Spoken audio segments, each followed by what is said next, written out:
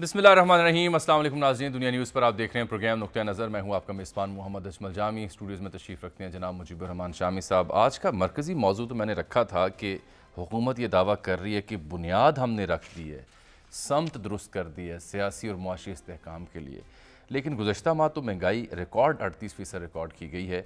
तो कैसे ये बुनियाद और समत रखी गई, इसका हमने जायज़ा लेना था अदाद व शुमार की रोशनी में। और फिर IMF के साथ बात नहीं बन रही थी। डॉक्टर हफीज़ पाशा साहब से तफसीली बात होगी आज के प्रोग्राम में। लेकिन जब इन मौज़ूआत की हम तैयारी कर रहे थे, फैक्ट एंड फिगर डेटा इकट्ठा कर रहे थे, तो अचानक ख़बर आई कि चौधरी परवेज़ इलाही मरकज़ी सदर तहरीक इंसाफ वो गिरफ़्तार कर लिए गए हैं महकमा एंटी करप्शन पंजाब की जानिब से। लाहौर से ज़हुरुल्लाह रोड से गिरफ़्तार हुए हैं। बड़ी सनसनीखेज़ उनकी गिरफ़्तारी थी।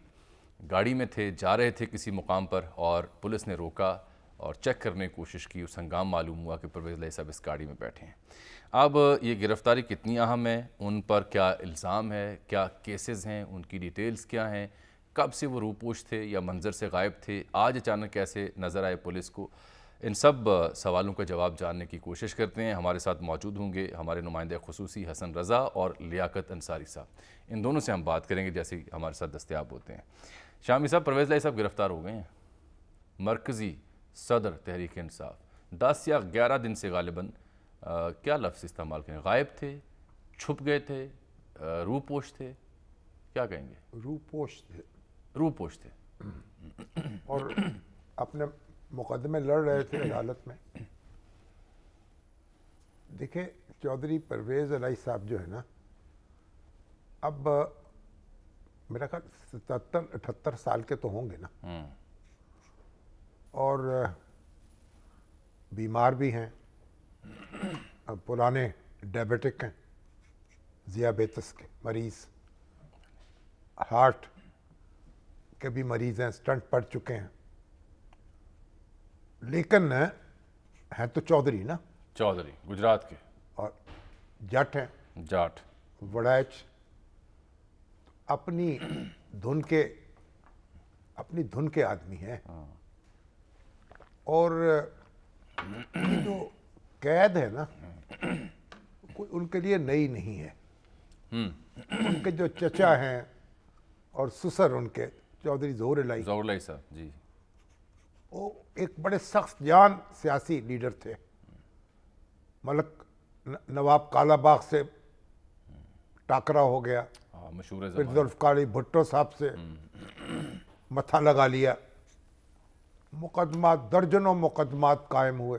सही, उन्हीं के लिए लाहौर हाई कोर्ट ने ये फैसला किया था ना कि जिन मुकदमात में पर्चा दर्ज हो चुका है उनमें बेल, और जो होने वाले हैं उनमें भी बेल, उनमें भी जमानत। ठीक है, चलो। तो खुद चौधरी परवेज़ इलाही भी बेनज़ीर भुट्टो साहब के दौर में हाँ जी कैद रहे अडियाला जेल में। तो कैद जो है वो उनके लिए कोई अनोखी चीज़ नहीं है। चलिए, उनका जो घराना है ना, वो हथकड़ियों के साथ जवान हुआ है। सियासी घराने फिर ऐसे होते हैं। डिटेल जरा जान लेते हैं। लेकिन मैं एक बात अर्ज करूं, जी फरमाइए। एक बात समझे, लियाकत आप खुशामदीद कहते हैं, हसन आपको भी। वो कोई गमले का पौधा नहीं है। वो एक ऐसे शख्स हैं जो लोकल बॉडीज का इलेक्शन लड़ा जनरल ज़ियाउल हक के दौर में, डिस्ट्रिक्ट काउंसिल गुजरात के चेयरमैन मुंतखब हुए, अब पॉलिटिकल हिस्ट्री तो है, करियर है उनका। रुकन बने पंजाब असेंबली के, और मैं ख्याल 7 बार शायद रुकन मुंतखब हुए। कौमी असेंबली में पहुंचे 3 बार तो शायद वहाँ के मुंतखब हुए। फिर डिप्टी वज़ीर आज़म भी बने। डिप्टी वज़ीर आज़म, पहले डिप्टी वज़ीर आज़म इस मुल्क की तारीख के। जी हाँ। और बेनज़ीर भुट्टो उनसे नाला हुई और उनका कहा अब नाम अपने मुबैना कातलों की फहरिस्त में लिखवा दिया, और फिर उसी पीपल्स पार्टी के साथ कोलिशन बनाई उन्होंने, और डिप्टी वज़ीर आज़म बने। और हमारे 2 बार वज़ीर आला भी इमरान खान उनको पता नहीं क्या क्या कहते थे, लेकिन उन्हीं ने फिर उनको पंजाब का वज़ीर आला बनाया। तो सख्त जान शख्स हैं और किस्मत के भी धनी हैं।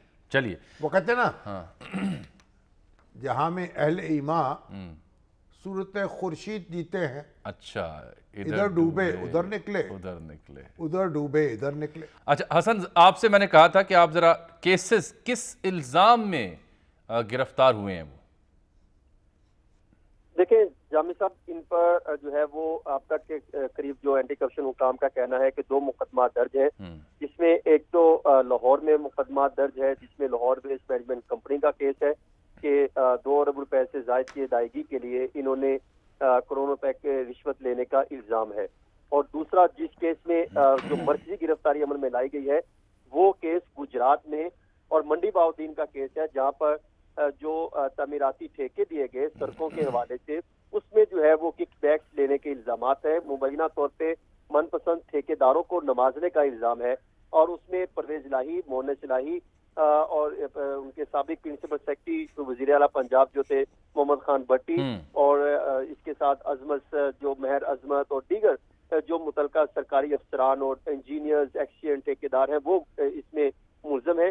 اس کے تحت جو ہے پرویز الہی کو گرفتاری ان کی عمل میں لائی گئی ہے، اور اب جو ان کو ہیڈ کوارٹر میں منتقل کیا گیا ہے، اینٹی کرپشن پنجاب میں جو ان کا ہیڈ کوارٹر ہے محکمہ ایکسائز آفس کے ساتھ وہاں پر منتقل کر دیا گیا ہے، ان کا میڈیکل کیا گیا ہے جس میں وہ جو ہے وہ صحت مند قرار پائے ہیں، اینٹی کرپشن حکام کا یہ کہنا ہے، اور ان کا یہ کہنا ہے کہ ان کو کل جو ہے وہ عدالت کے جو جوڈیشل جو مجسٹریٹ ہے ان کے روبرو پیش کیا جائے گا ضلع کچہری میں، اور اینٹی کرپشن کی جانب سے پرویز الہی کے جسمانی ریمانڈ کے 10 روزہ اچھا، ان کی تو ضمانت اس کیس میں منظور نہیں ہوئی تھی، منسوخ ہو گئی تھی، اس کے بعد یہ دوبارہ عدالت نہیں گئے؟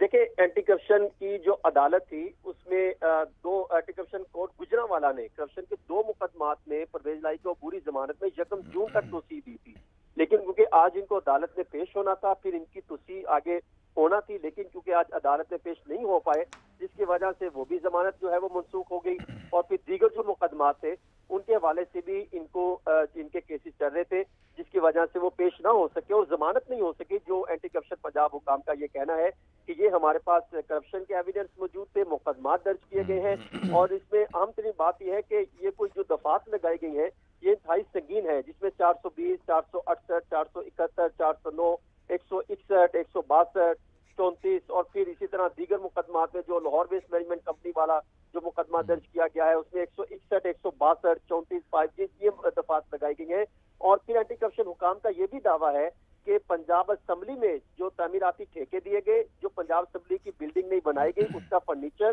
اور اس کی تعمیراتی ٹھیکے کے حوالے سے کچھ کرپشن کے الزامات ہیں جس پر مقدمہ درج کیا گیا ہے، اس کے حوالے سے بھی تحقیقات ہو سکتی ہیں، اور دیگر جتنے بھی کرپشن کے ایلیگیشن ہیں ان کے حوالے سے مقدمات۔ اچھا، جا کہاں رہے تھے، کن حالات میں گرفتاری ہوئی؟ سنا ہے کہ وہ جو بلیٹ پروف شیشہ وہ نیچے کرنے کو تیار نہیں تھے، پھر ایک ڈرل مشین کے ذریعے شاید اسے توڑا گیا۔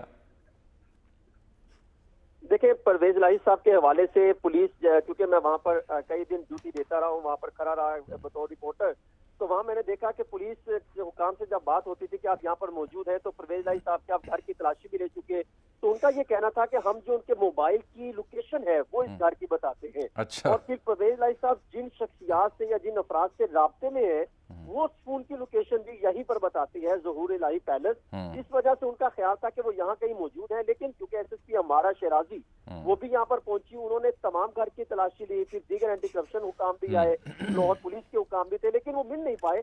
اب وہ کہاں موجود تھے یہ تو پرویز الہی صاحب خود ہی بتا سکتے ہیں، البتہ انہوں نے کوشش کی، ان کا یہ خیال ہے کہ آج انہوں نے کسی افراد سے جو ٹیلی فونک رابطہ کیا تھا اور ان سے انہوں نے ملاقات کرنے کے لیے جانا تھا، اور انہوں نے بلٹ پروف گاڑی میں وہ بیٹھے اور یہاں سے جیسے نکلے ہیں، لاہور پولیس کا حکام کا یہ کہنا ہے، تو پھر ان کو ان کی گرفتاری عمل میں لائی اور انہوں نے گرفتاری دی، اب ان کو اینٹی کرپشن حکام نے اپنے جو ہے وہ تفتیش شروع کر دی ہے۔ بہت شکریہ حسن۔ یہ جو مقدمات ہیں نا، جب یہ قائم ہوتے ہیں نا بڑے خوفناک نظر آتے ہیں، اور جب یہ ختم ہوتے ہیں تو معلوم ہوتا ہے کہ کوئی نام و نشان نہیں تھا۔ محترمہ بینظیر بھٹو پہ اتنے مقدمے قائم کیے، ریفرنس دائر کیے، غلام اسحاق خان صاحب نے، وہ سپریم کورٹ میں پہنچے، ہمارے وہ تو تاریخ ہے ہماری، لیکن آج منیر شیخ صاحب تھے، اس وقت شاید سپریم کورٹ میں تھے یا ہائی کورٹ میں تھے، کھٹا کھٹ نپٹا دیے، ایک ریفرنس خارج، دوسرا خارج، آج تازہ سوال بڑا اہم کھڑا ہو رہا ہے نا، وہ یہ ہے کہ کیا جو بات اس وقت یہ ہے کہ ایک تو چودھری خاندان میں تفریق ہو گئی، اور چودھری خاندان کبھی مسلم لیگ کو چھوڑنے کا تصور نہیں کر سکتا تھا. انہوں نے مسلم لیگ چھوڑی, پی ٹی آئی کے صدر بن گئے, اور اب یہ ہے کہ مونس الہی صاحب جو ہیں وہ تو اب بیرون ملک ہیں, اور والد صاحب جو ہیں اندر ہیں, اور قید و بند کی صحبتیں اٹھانی پڑیں گی ان واپس کو. آئیں گے پھر. لیکن میرا خیال ہے کہ دیکھنا ہوگا اب ان کی سیاست کیا رخ اختیار کرتی ہے.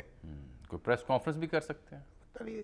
ویسے تو دیکھیں, میں نے تو پہلے عرض کیا نا کہ میرے ساتھ تو بڑا ایک قریبی تعلق ہے, ذاتی تعلق ہے. کامران شاہد صاحب یہ فرماتے ہیں اپنے تجزیے میں کہ یہ جو کمٹمنٹس انہوں نے کر رکھی تھی مختلف سیاسی رہنماؤں کے ساتھ, ان پر پورا نہیں اترے, ادھر چلے گئے کمٹمنٹ کرنے کے باوجود, مٹھائیاں کھانے کے باوجود, تو عجب دوراہے پر ان کی سیاست آئی ہے, اب پرانی, اور اس کی ذمہ داری وہ ان کے صاحبزادے پر عائد کرتے ہیں. پرانی بات ہو گئی نا.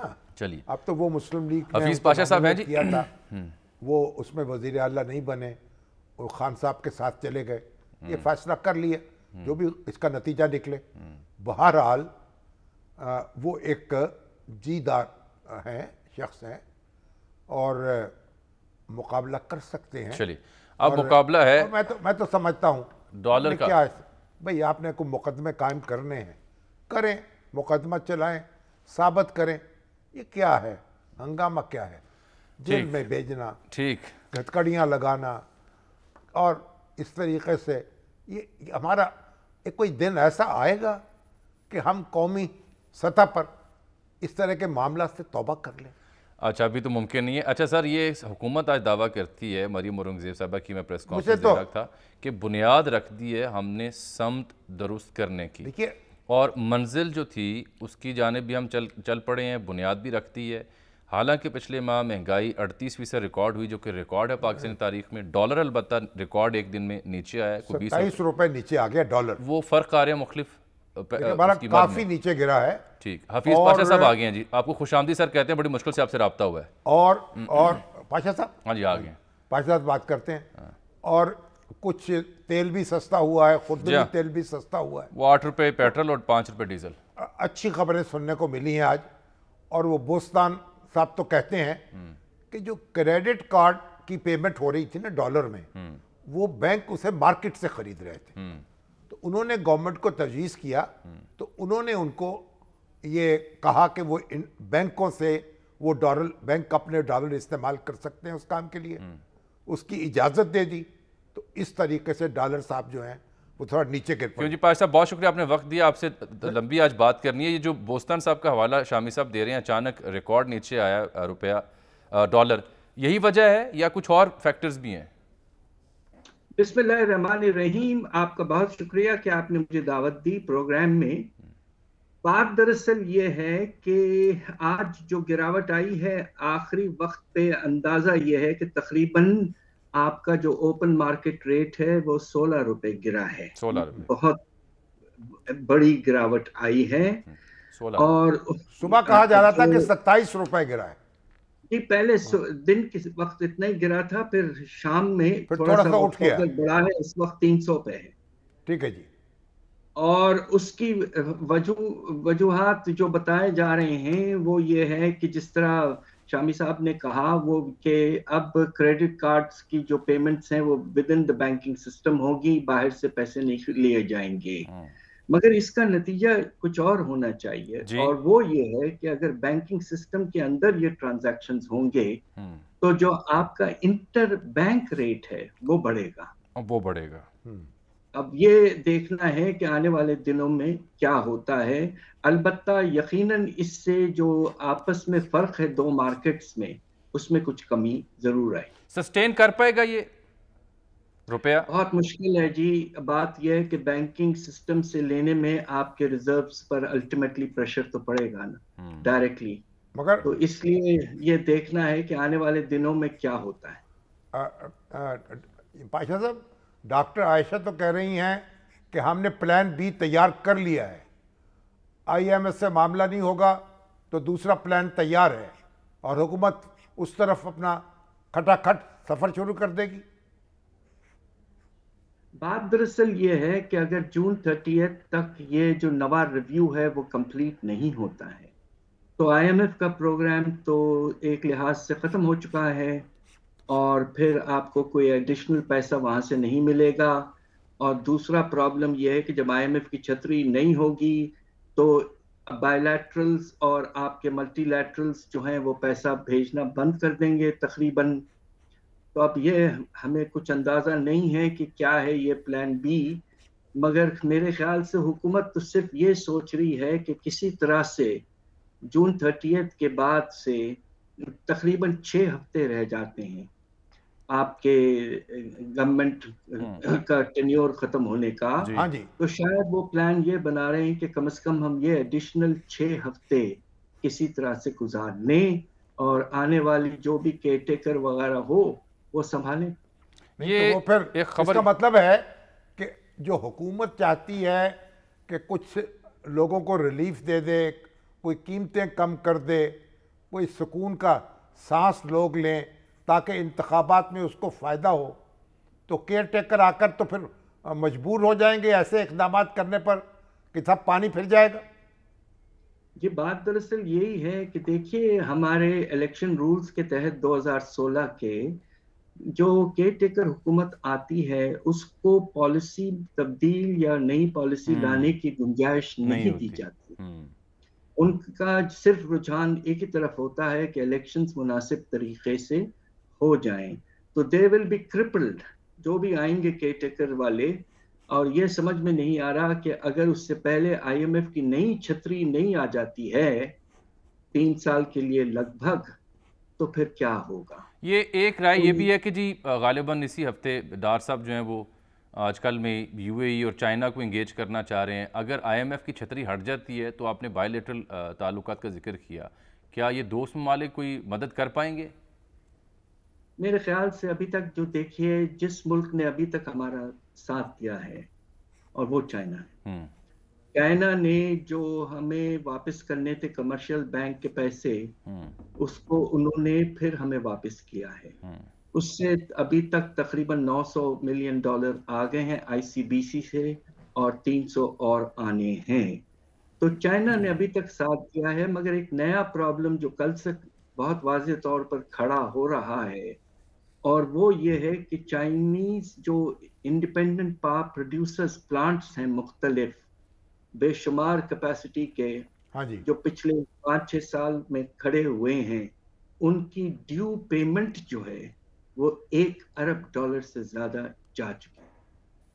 تو اب چائنا جو ہے وہ پرائیویٹ سیکٹر کے معاملات میں بڑا سینسٹیو ہوتا ہے، تو وہ شاید اس بات پہ بھی انسسٹ کرے اور شاید کوئی کیس ویس خدا نخواستہ فائل کر دیں کہ پاکستان کو IPPs جو چائنیز ہیں ان کو $1 ارب فوراً سے فوراً دینا پڑے. اس کا مطلب ہے تو پریشر آ سکتا ہے مزید ہمارے فورن ایکسچینج ریزرو پہ. اب گنجائش تو بہت کم ہے، آپ کے پاس تقریباً صرف $4 ارب رہ گئے ہیں، اور اگر یہ ایڈیشنل $1 ارب آ جاتا ہے آپ کے پیمنٹ ڈیو جو کہ ہے، تو آپ کیا کریں گے. دیکھیے اس وقت حالات اس حد تک انسرٹن اور خراب ہو چکے ہیں کہ ہم سب بہت زیادہ پریشان رہتے ہیں کہ ہمارے ملک کے ساتھ کیا ہونے والا ہے. تو پاشا صاحب حکومت اتنی پریشان نظر نہیں آتی، وہاں تو پریس کانفرنسوں میں یقین دلایا جاتا ہے کہ ریلیف ملنے والا ہے، حالات بہتر ہونے والے ہیں، بہتر ہو رہے ہیں، بلکہ ہو چکے ہیں. تو یہ پھر یہ سب کیا ہے؟ دیکھیے بات یہ کہ حالات کس طرح بہتر ہوئے ہیں. آپ نے جو شرح نمو بتایا ہے اس سال کا 0.29%، اور وہ بھی بڑا چڑھا کے بتایا ہے. ہم سب کا اندازہ جنہوں نے زندگی گزاری ہے پاکستان پہ ریسرچ کرنے کی، ہمارا اندازہ یہ کہ کم از کم یہ -3% گراوٹ آئی ہے، اور اس کی بہت بڑی وجہ سیلاب ہے. اور دوسری طرف جو آپ نے درآمدات کو آرٹیفیشلی روکا ہوا ہے، اس سے انڈسٹری بہت بری طرح سے متاثر ہوئی ہے. مارچ کے مہینے میں ہمارے صنعتی پیداوار میں 25% کمی آئی ہے، جو تاریخ میں ایسا بہت کم ہوا ہے.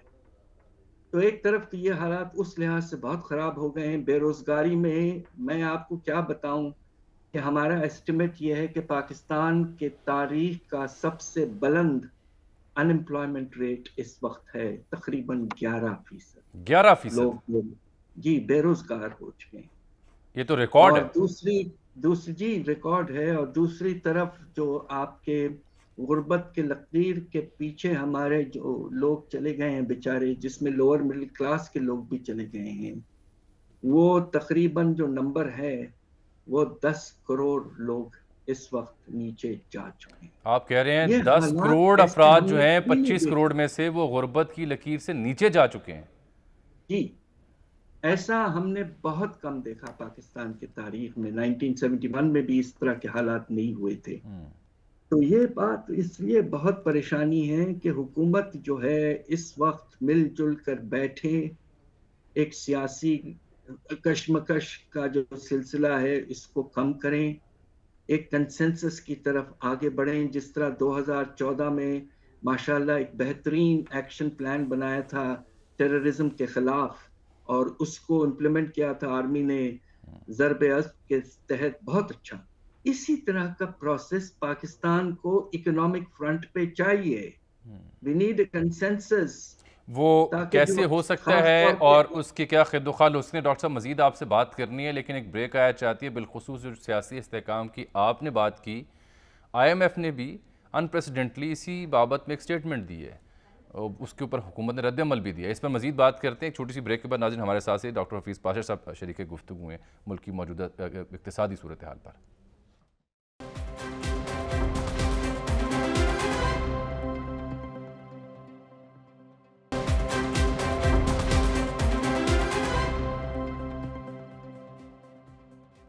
ویلکم بیک ناظرین. ملک کی معاشی صورتحال پر گفتگو ہو رہی. ڈاکٹر حفیظ پاشا صاحب تھے اور بس نوحہ ہی وہ پڑھ رہے تھے. ڈاکٹر صاحب جو حالات و واقعات بے روزگاری کے چاہے آپ بیان کر رہے تھے کہ 10 کروڑ افراد خط غربت کے نیچے گئے ہیں اور بے روزگاری جو ہے 11% ہوئی ہے، یا پھر آئی ایم ایف کے ساتھ بات نہ بننے کی آپ بات کر رہے تھے. آئی ایم ایف بھی انپریسیڈنٹلی وہ پولیٹیکل سٹیٹمنٹ اس نے دی جس پر حکومت نے رد عمل دیا. اب اگر یہ آپ سے پوچھا جائے بینگ این ایکسپرٹ کہ سولوشن کیا ہے، پھر اب کون سے وہ بنیادی میئرز ہیں یا فیصلے جو لے کے ہم کسی حد تک اس پٹری پر چڑھ سکتے ہیں؟ سب سے پہلے اگر آپ اجازت دیں تو میں پہلے آپ کو جو مشکلات کی نوعیت ہے وہ پہلے آپ کو میں جلد سے جلد بتا دوں. جی پلیز. اس سال ہمیں قرضوں کی سود پر آپ کو حیرت ہوگی کہ بجٹ جب ہم نے تیار کیا تھا اس سال کے آغاز میں 3,900 ارب رکھے تھے، ہوگا یہ 5,200 ارب کے لگ بھگ، چونکہ آپ نے سود کا لیول 21% تک لے کے چل گئے ہیں آئی ایم ایف کی پریشر کی وجہ سے. اس کا کیا نتیجہ ہے؟ نتیجہ یہ ہے کہ یہ 5,200 ارب ہماری فیڈرل گورنمنٹ اپنے آمدنی سے پورا نہیں کر پائے گی. تو یعنی کہ یہ حال ہے کہ جسی گھرانے میں جو آمدنی ہو اس سے قرضوں کی پیمنٹ نہیں کر پا رہے آپ، تو گھر کیسے چلے گا؟ اس کے لیے بھی قرض لینا پڑے گا. بالکل. اب آپ یہ دیکھیے کہ پاکستان کے ڈیفنس کے اخراجات، پاکستان کے جو گورنمنٹ کے امپلائیز ہیں ان کی تنخواہیں، ان کی پینشنز، سبسڈی، سارے چیزیں جو ہیں اب ہم قرضوں سے پورا کریں گے. اور اگلے سال اس سے بھی زیادہ بھیانک بات یہ ہے کہ جو قرضوں کی سود کی پیمنٹ اگر 21% پہ ریٹ رہا، 8,400 ارب. 8,400 ارب، انبیلیویبل. ہمارا پورا ریونیو اسی میں لگ جائے گا. ریونیو پورا آپ کا اگلے سال 6,000 ارب کے لگ بھگ ہوگا. تو صرف ایک چیز کو بھی پورا نہیں کر پائیں گے آپ. تو پھر کیا کریں گے؟ آئی ایم ایف کے پروگرام میں جائیں گے تو آپ سے وہ 2-3 باتیں کہیں گے. جی. اور میں اگر آپ اجازت دیں تو کہہ دوں. فرمائیں. سب سے پہلے پروگریسو انکم ٹیکس پہ اشارہ دیا ہے آپ کے ایم ڈی نے، جو کچھ ہفتہ پہلے پاکستان کے بارے میں بات کی تھی، اور اس پہ کہا تھا کہ اگر آپ پروگریسو انکم ٹیکس لائیں گے تو تھوڑی سی گنجائش بنے گی کہ آپ ٹارگیٹڈ ریلیف دیں غریبوں کو. اب یہ پروگریسو ٹیکس میں کون سے شعبے یا ایسے گروپ ہیں جس میں اس وقت نہ دینے کے برابر ہے ٹیکس. سب سے پہلے اس ملک کے سب سے بڑے زمیندار, بڑے فیوڈل لاٹس, جی فیوڈل لاٹس, کل آمدنی ان کی نیٹ سالانہ کوئی 1200 ارب ہے, اور اس میں سے وہ پاکستان کے ٹیکسز میں ریونیوز میں صرف 2 ارب دیتے ہیں. 2 ارب, صرف 2 ارب. جی. دوسری طرف آپ کا پراپرٹی اوننگ کلاس ہے اور پراپرٹی ڈیولپرز ہیں. پاکستان بھر میں اربن انموویبل پراپرٹی ٹیکس جو بہت اہم ٹیکس ہے, پورے ملک میں جو گھروں کی جو 1 کنال سے بڑے گھر ہیں شہروں میں, ان کی ویلیو تقریباً 4000 ارب ہے, اور ٹیکس کتنا ملتا ہے؟ مشکل سے 16 ارب. اندازہ کیجئے. اور جی تیسرا طبقہ جو ہے وہ ہے آپ کے ٹریڈرز. یہ شعبہ پاکستان کا سب سے بڑا شعبہ ہے, wholesale and retail trade sector. یہاں سے کل آپ کو صرف 25 ارب ملتے ہیں. 25 ارب. اگر آپ نے یہ سارے مراد ختم کیے تو اللہ کے فضل سے ہمارے ریونیوز میں 2000 ارب کا اضافہ ہو سکتا ہے. 2000 روپے کے مراد دیے میں آپ نے ارب کے. ایک طرف تو آپ کو یہ کرنا ہے, دوسری طرف ایس او ایز کے خرچے جو ہیں وہ آسمان تک پہنچے ہوئے ہیں اسٹیٹ اونڈ انٹرپرائزز کے. جی جی. اس سال اندازہ یہ ہے کہ 2000 سے 2500 ارب کے خرچے ہوں گے ان پر. دیکھیے یہ آؤٹ آف لمٹس ہر چیز ہوتی جا رہی ہے. کب تک ہم بیٹھے رہیں گے؟ بڑے ڈیسیشنز کی ضرورت ہے. فیڈرل گورنمنٹ کو بہت حد تک چھوٹا کرنا ہے 18th امینڈمنٹ کے بعد, نہیں کر رہے ہیں آپ. بے شمار سبسڈیز بانٹتے پھر رہے ہیں آپ. تو دیکھیے بات یہ ہے کہ ایک وقت ایسا آتا ہے کہ کسی ملک کی تاریخ میں جب بڑے اقدامات لینے پڑتے ہیں, وہ وقت Quite unfortunate. ڈاکٹر صاحب ہم کچھ دیکھنے کو تیار نہیں ہیں, سننے کو تیار نہیں ہیں. تو کیسے چلے گا ملک؟ مجھے آپ بتائیں کیسے چلے گا یہ ہمارا پیارا ملک؟ اور دوسری طرف غربت کا جو پیمانہ ہے, جو لوگوں کی, غریب لوگوں کی آمدنی اور پاورٹی لائن میں جو فرق ہے, ان کے غریب ہونے کے نتیجے میں, جسے ہم پاورٹی گیپ کہتے ہیں, جی اس وقت پاکستان میں وہ 2100 ارب تک پہنچ چکا ہے, اور بے نظیر انکم سپورٹ پروگرام کھینچ کھانچ کے صرف 400 ارب کا ہے. صرف 400, بالکل ٹھیک. تو کیسے آپ پاورٹی کو؟ یہ ڈاکٹر صاحب آپ نے جو حقائق کی بنیاد پر جو تصویر پیش کی ہے, اسے دیکھ کر اسے سن کر دل دہل گیا ہے. آئی وش کہ جو آپ بھی ہمدردانہ اپیل کر رہے ہیں تقریباً روتے ہوئے عوام کی طرح, تو اس پہ غور کرے ہماری سیاسی قیادت اور کوئی پولیٹیکل سٹیبلٹی کی طرف رجوع کرے, کیونکہ اس کے باوجود یہ اہم ڈیسیجنس لینا ایک کمزور حکومت کے بس کی بات نہیں ہے. ڈاکٹر صاحب بہت شکریہ, آج آپ نے ہمیں وقت دیا. گائے گائے آپ کو زحمت دیتے رہیں گے, آگے بجٹ بھی آنے والا ہے. بہت شکریہ آپ کے وقت. ناظرین ایک چھوٹی سی بریک یہاں پر پروگرام میں.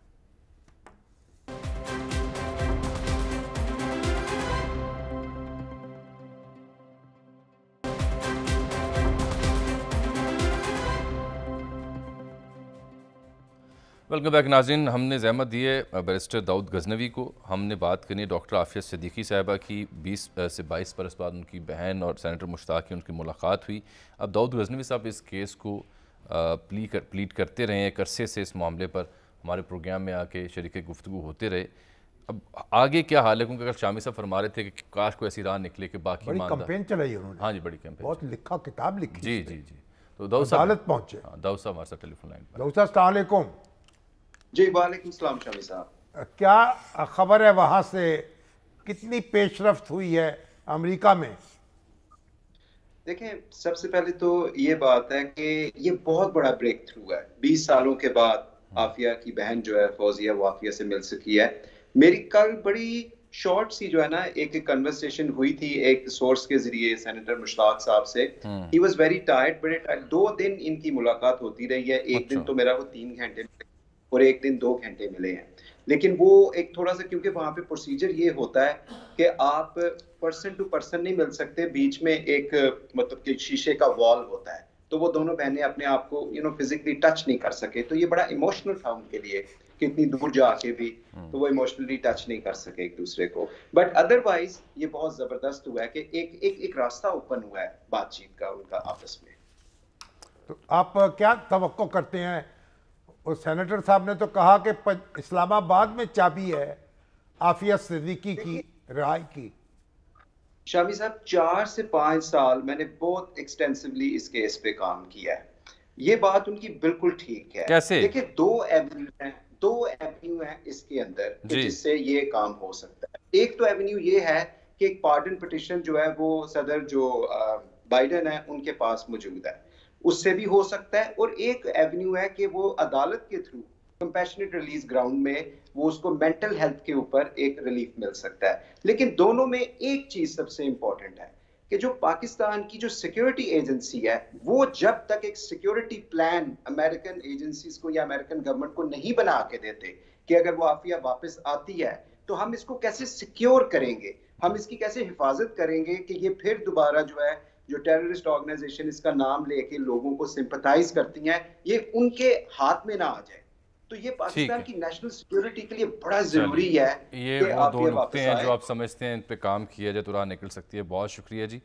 अच्छा जी, वो ऑडियो लीक्स के मामले पर इस्लामाबाद हाई कोर्ट ने हम सवाल उठा दिए हैं। एतजाज़ हसन, मखदूम अली खान, रज़ा रब्बानी और मोहसिन शाहनवाज रांझा साहब अदालती मुआवन हैं, लेकिन सेनेटर रज़ा रब्बानी की बड़ी अहम स्टेटमेंट आई है कि ये जो इस ऑडियो टेप्स के ऊपर खुसूसी कमेटी थी उसकी कार्रवाई रोकना आर्टिकल 69 की खिलाफ वर्जी है। अदलिया की पार्लियामेंट की कार्रवाई में मुसलसल मुदाखलत अफसोसनाक है। 69 आर्टिकल ये कहता है कि अदालतें पार्लियामान की कार्रवाई बारे पूछगिछ या मुदाखलत ना करें क्योंकि पार्लिमानी कमेटी पार्लियामेंट की तोसी है, इसलिए से इस्तिस्ना हासिल है। तो ये भी उलझता हुआ मामला दिखाई देता है। अदालतों को भी इस पर गौर करना चाहिए ना। और पार्लियामेंट है, वो अपनी कार्रवाई कर सकती है। आप किसी शख्स को रिलीफ दे सकते हैं, लेकिन ये है कि वहाँ यानी कार्रवाई रोक दी जाए, ये कैसे?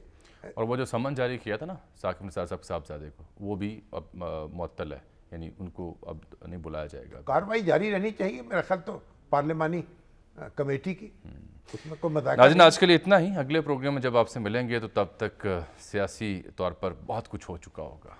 ये खबर भी और तज्जिया भी। इजाज़त दीजिए, अल्लाह हाफिज़।